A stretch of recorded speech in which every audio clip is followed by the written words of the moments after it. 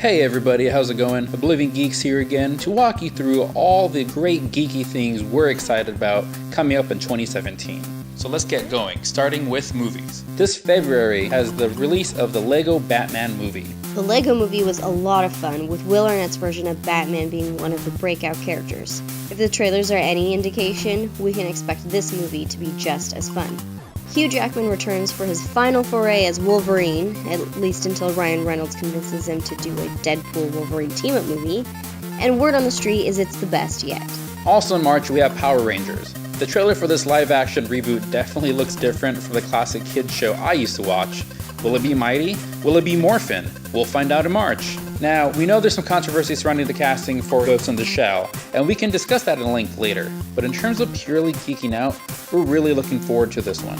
The trailer looks gorgeous, and if this live-action adaptation of the manga can get anywhere close to the quality of the animated film made back in 1995, which many say is one of the best animes ever made, then this movie will be one worth watching.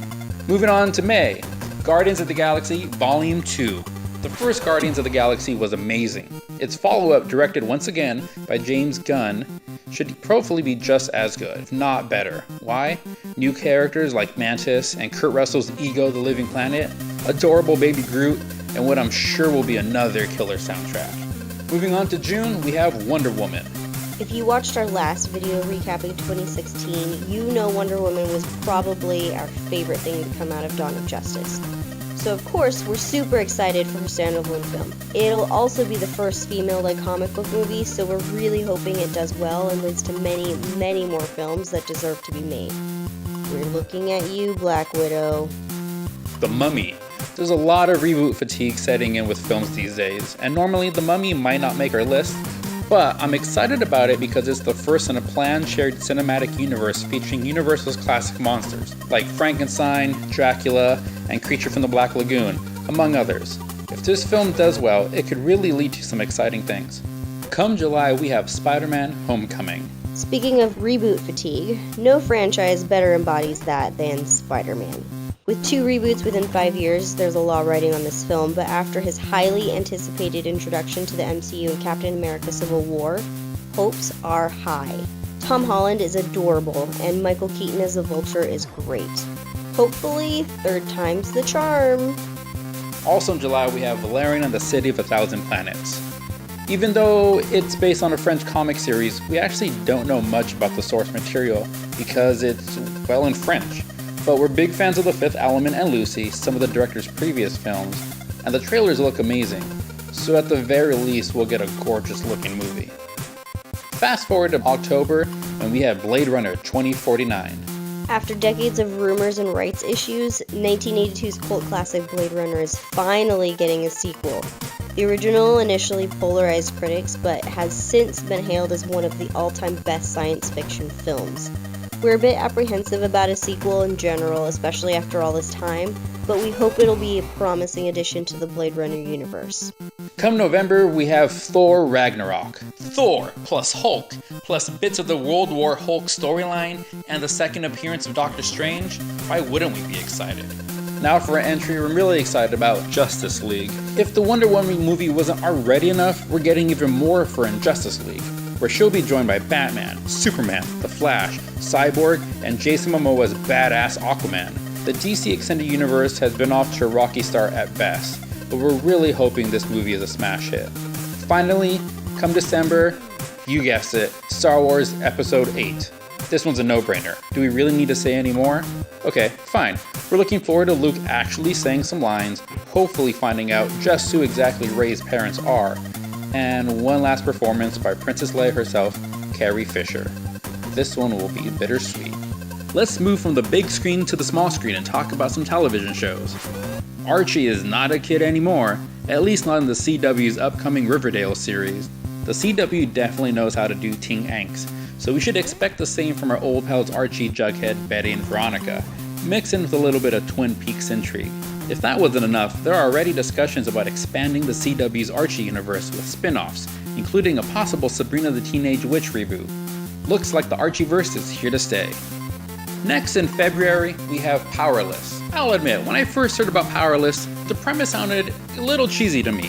However, the show has been extensively reworked since the pilot was first revealed, and judging by the newest trailer, the series will have a lot of great gags and humor, reminding me a bit of Justice League International. Legion, the first television series set in the X-Men universe, takes one of the most powerful and psychologically disturbed characters from the comics and gives him his own show, in what will surely continue the X-Men franchise's recent trend of making darker, more mature properties like Deadpool and this year's Logan. We'll definitely be checking it out. Moving on to March, Iron Fist. Netflix has struck gold with its Marvel shows so far, and they're certainly hoping to continue that trend with their fourth Marvel series, Iron Fist. While taking place in the same world as Daredevil and Jessica Jones, Marvel Chief Creative Officer Joe Quesada has hinted that Iron Fist will introduce some more mystical elements to the universe, which has otherwise remained rooted in street-level realism. Moving on to April, we have American Gods. I'm a big fan of Neil Gaiman, and American Gods is one of his more popular novels, so of course I'm looking forward to this miniseries. The book weaved ancient and modern mythology, reflecting America's obsession with media, celebrity, technology, and drugs. With an amazing cast, this is one of the entries I'm most excited about. Next, May brings us a new Star Trek show, Star Trek Discovery. Of course I'm going to be checking this out. Moving on to September, we have The Inhumans. Though there aren't really a lot of details, the first 2 episodes will debut in IMAX theaters this summer, before continuing on ABC in September. There are also some TV shows we're really excited about that don't have a release date yet, like The Punisher, who is probably the best part of Netflix's second season of Daredevil.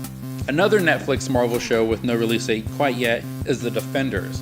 Just like the Avengers brought together all of Marvel's film heroes to defeat a threat too great for any one hero alone, The Defenders will bring together all 4 of Marvel's street-level Marvel heroes, Daredevil, Jessica Jones, Luke Cage, and Iron Fist, in a team-up series against their greatest threat yet. Who or what this threat is still a mystery, as is when we can expect this series. Best guess is sometime in the fall. Another show we're excited about is the reboot of Mystery Science Theater 3000, an MST3K revival featuring geek royalty Felicia Day and Patton Oswalt. What more can we ask for? Now let's turn the page to comic books. Before superheroes dominated Marvel Comics, they used to publish a wide range of comics featuring lots of monsters. And Marvel's next big crossover event, Monsters Unleashed, will feature all of these monsters in an all-out attack against the Marvel Universe. Think Pacific Rim, except instead of sending in giant robots, Marvel is sending in all their heroes. If you like monsters, if you like kaiju, you're going to want to pick up this series. Also in January, we have the release of Wires and Nerve Volume 1. One of our favorite book series from the last few years has been the Lunar Chronicles by author Marissa Meyer. Set in a far-off future, they were a science fiction reimagining of classic fairy tales. We were sad to see the series end until the announcement of Wires and Nerve, an original Lunar Chronicles graphic novel, which isn't a retelling of the series, but rather a brand new story featuring all of our favorite characters. Moving on to February, 90s comic book fans rejoice because the Wildstorm universe is making a comeback.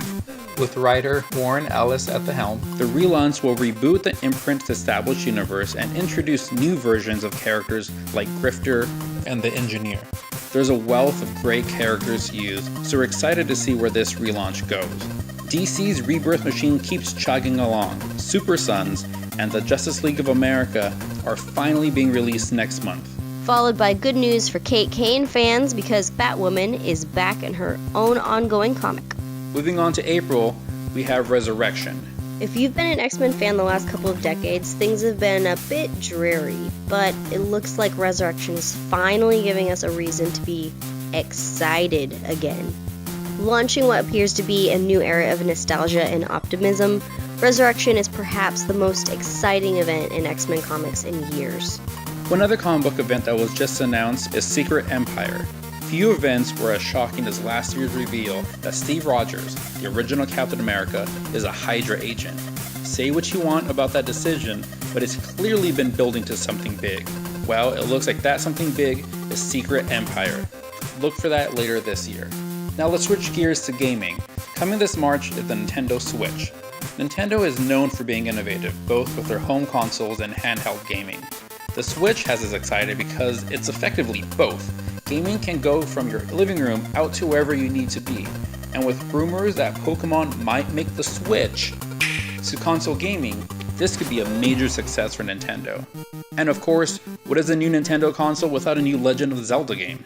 Possibly the most anticipated game on the list, Breath of the Wild looks gorgeous, with a beautiful open world just begging to be explored. Also in March, you can expect Mass Effect Andromeda. Since first announced in 2015, Mass Effect fans have been waiting eagerly for this new addition to the franchise. Taking place 600 years after the events of the original trilogy, Mass Effect Andromeda is moving to a more customizable system, allowing you to take control of either a female or male character as you set out to explore the galaxy. It's been a long time coming, and come this March, we'll find out if it was worth it. Jumping to May, we have Injustice 2. The first Injustice was one of our favorite games of 2015. It made us immediately want a sequel. So when NetherRealm revealed they were making our wish come true, we were incredibly excited. We'll be getting a new stat-boosting armor system, along with lots of new characters that developers say will make up the largest roster of any DC fighting game to date. We cannot wait. And now for some games we're excited about with no concrete release date. Marvel vs. Capcom Infinite. We don't know much about it, aside from a few of the characters, but does that really matter? Of course we're going to get this and have lots of fun playing it. Insomniac's Untitled Spider-Man game. Now, if some other games are tentative, this one is especially tentative, because we don't even have an actual title, but we're so excited about a new Spider-Man game that we had to include it here. Officially announced, but without any other details, we're expecting Star Wars Battlefront 2 to be released toward the end of the year, around the same time Star Wars Episode 8. And finally, possibly the most unique game on our list, and one I'm personally really looking forward to. Cuphead is a love letter to 1930s cartoons, down to the fuzzy visuals. This platformer not only looks great, but also incredibly fun. And now for all my fellow bookworms, here are a few novels that we're excited about this year. First, Norse Mythology by Neil Gaiman, coming out in February. Wonder Woman by Leigh Bardugo, coming out in August.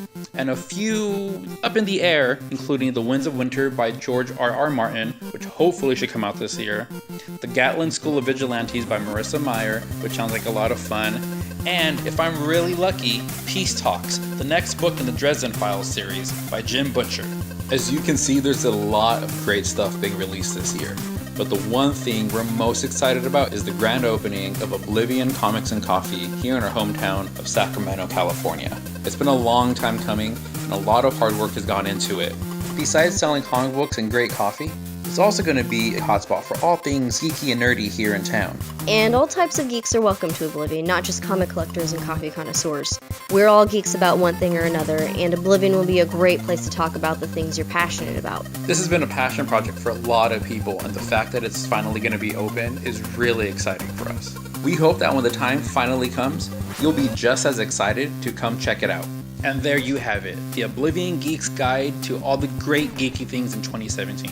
There is so much good stuff coming out. We're so excited. Please let us know what you're most excited about. If you haven't already, please subscribe. Thanks so much for watching, guys. Until next time, bye.